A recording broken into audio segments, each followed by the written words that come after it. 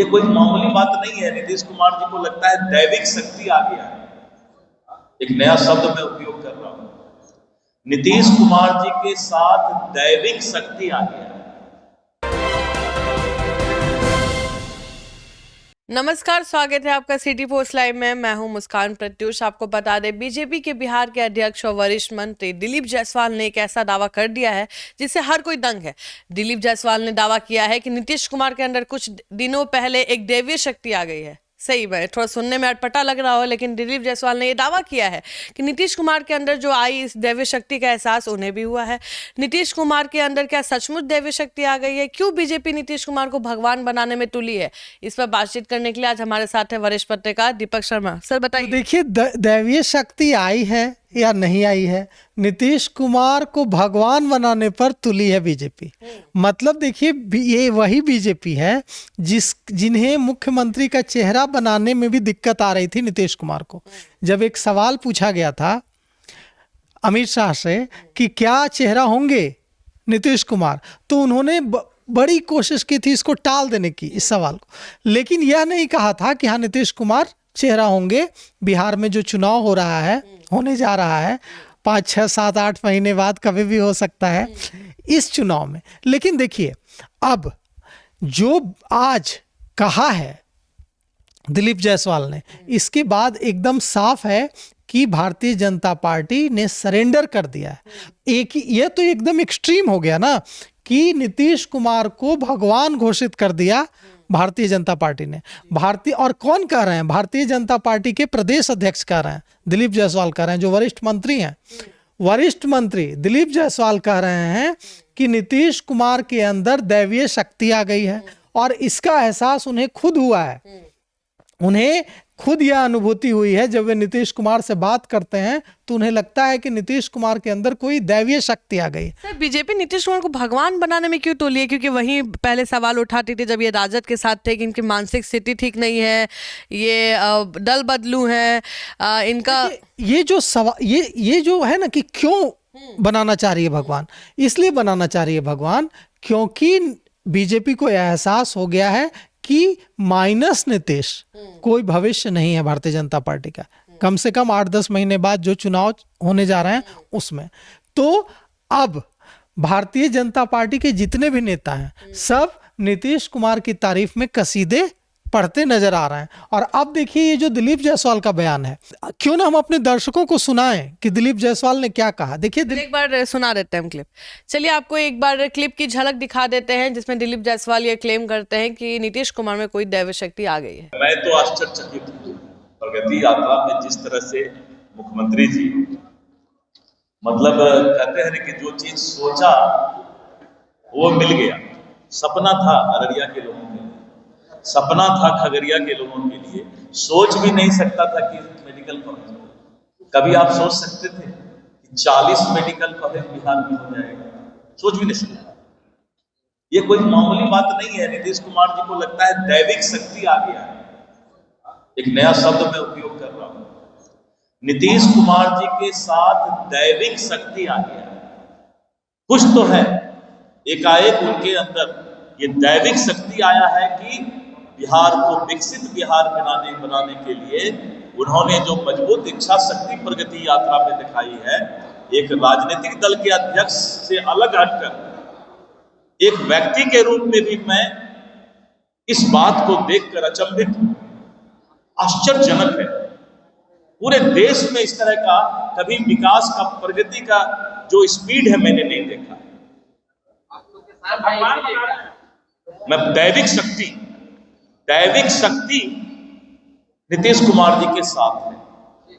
जो अच्छा काम करता है उसके साथ दैविक शक्ति होता है। तो मुझे तो यही एहसास हो रहा है। तो देखिए क्या कह रहे हैं, वे कह रहे हैं कि नीतीश कुमार में दैवीय शक्ति आ गई है। और कोई कह सकता था कि 40 मेडिकल कॉलेज होंगे बिहार में, कोई कह सकता था कि खगड़िया में मेडिकल कॉलेज होगा, कटिहार में मेडिकल कॉलेज होगा।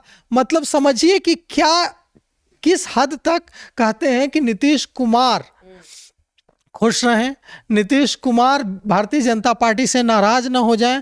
एक तरह से इसे भय भी कहेंगे कि भारतीय जनता पार्टी को डर है कि अगर नीतीश कुमार को लगा कि भारतीय जनता पार्टी उन्हें अहमियत नहीं दे रही है, तो नीतीश कुमार एक बार फिर भारतीय जनता पार्टी का साथ छोड़कर राष्ट्रीय जनता दल के साथ जा सकते हैं, महागठबंधन के साथ जा सकते हैं। और इसी की यह कवायद है कि नीतीश कुमार को अब भगवान तक कहने पर आमादा है। अब देखिए, यह छोटा बयान नहीं है मुस्कान जी, यह बहुत बड़ा बयान है। अब अगर भारतीय जनता पार्टी का प्रदेश अध्यक्ष कह रहा है कि दैवीय शक्ति आ गई है, मतलब भारतीय जनता पार्टी ने आधिकारिक रूप से ऐलान कर दिया कि नीतीश कुमार भगवान हो गए हैं। अब देखिए, आपको याद होगा कि चुनाव से पहले, लोकसभा चुनाव से पहले प्रधानमंत्री नरेंद्र मोदी ने भी एक ऐसी बात कही थी। उन्होंने कहा था कि मुझे कभी कभी एहसास होता है कि मैं नॉन बायोलॉजिकल हूँ, बायोलॉजिकल नहीं हूँ। उस पर बहुत हंगामा मचा था, बहुत विवाद हुआ था। कांग्रेस ने चुटकी ली थी कि ऐसा कहकर कि मैं बायोलॉजिकल नहीं हूँ, नॉन बायोलॉजिकल हूँ, ऐसा कहकर एक तरह से प्रधानमंत्री नरेंद्र मोदी ने खुद को भगवान घोषित कर लिया। तो प्रधानमंत्री नरेंद्र मोदी ने तो बायोलॉजिकल नॉन बायोलॉजिकल की बात कहकर इशारे में कुछ कहा था। यहाँ तो सीधे सीधे भारतीय जनता पार्टी के प्रदेश अध्यक्ष यह ऐलान कर रहे हैं कि नीतीश कुमार भगवान हो गए हैं, नीतीश कुमार के अंदर भगवान की शक्तियां आ गई हैं।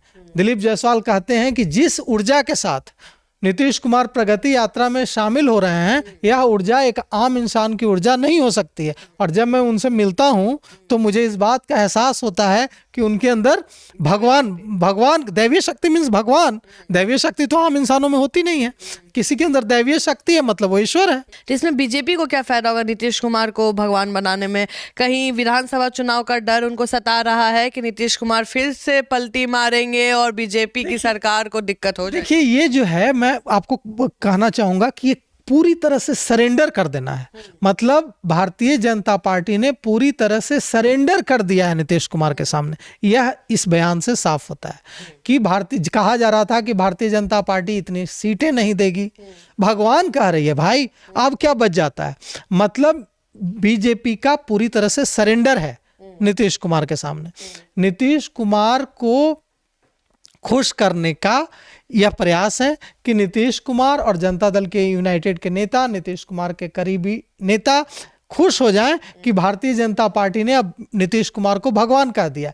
अब जब भगवान कह ही दिया है तो भगवान जितनी सीटें मांगेंगे उतनी सीटें तो देनी पड़ेगी ना भारतीय जनता पार्टी को। अब जब ऐलान कर दिया कि नीतीश कुमार भगवान हो गए, दैवीय शक्तियां आ गई, दूतों को देना पड़ेगा। तो अब जितनी सीटें मांगेंगे, कहा जा रहा है कि 123 सीटें मांग रहे हैं नीतीश कुमार, तो 123 सीटें देनी पड़ेगी। अब भगवान अगर कुछ मांगे तो कोई मना करता है क्या? तो अब नीतीश को ये इससे एकदम साफ हो गया है कि जितनी भी बातें कही जा रही थी कि बीजेपी अहमियत नहीं दे रही है नीतीश कुमार को, प्रधानमंत्री नरेंद्र मोदी अहमियत नहीं दे रहे, ये सारी बातें एकदम बेकार की बातें, फजूल की बात, प्रायोरिटी में रखा जा रहा है नीतीश। मतलब इससे यह साबित होता है कि भारतीय जनता पार्टी को इस बात का एहसास हो गया है कि नीतीश कुमार बिहार में कितनी बड़ी जरूरत है बीजेपी के लिए। एक सवाल मेरे मन में आ रहा है कि क्या बीजेपी इस बार भी अपना कोई मुख्यमंत्री चेहरा लेके नहीं आ पाएगी? नहीं आ पाएगी। देखिए, अब एकदम इसमें कोई शक की गुंजाइश नहीं है।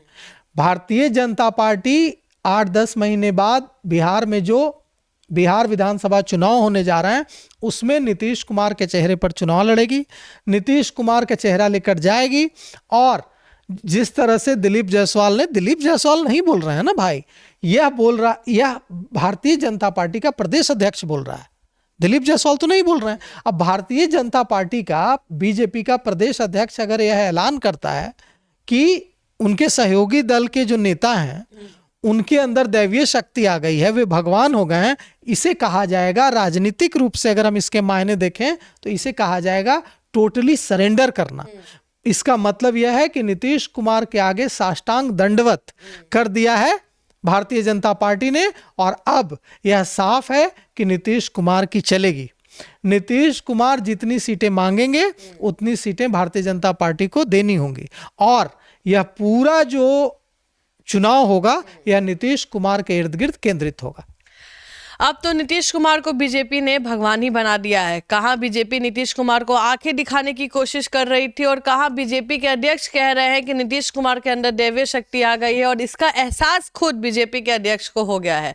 अब इसके सियासी मायने कई निकलते हैं, ये हम आप पे छोड़ते हैं। आप अपना ओपिनियन कमेंट सेक्शन में जरूर दीजिएगा और तब तक के लिए बने रहे हमारे साथ। धन्यवाद।